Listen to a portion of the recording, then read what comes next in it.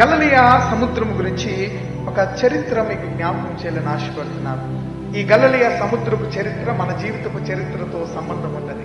గలిలయ చరిత్ర ఏం చెప్తుందంటే, గలిలయ సముద్రం పైనంట తుఫానులు సంభవించటము సర్వసాధారణమంట. అలాగే మానవుని జీవితంలో మనమైనటువంటి మనకు కూడా కష్టాలు, బాధలు, తుఫానులు రావటము సర్వసాధారణమే. గలిలయ సముద్రాన్ని మానవ జీవిత విధానంతో పోల్చుకుని మాట్లాడుతున్నాను. ఈ యోర్దాను లోయ చాలా లోతుగా ఉండటం వలన గలిలయ సముద్రములోనంట తుఫానులు దారి తీయటానికి ఆస్కారం ఉండేదంటండి.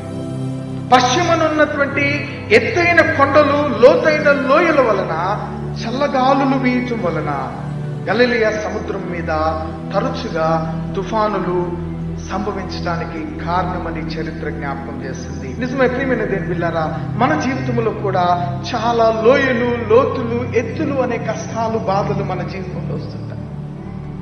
ఆ లోయలు, లోతులు, ఎత్తైన కష్టాలు సంభవించటం అనేది సర్వసాధారణమే.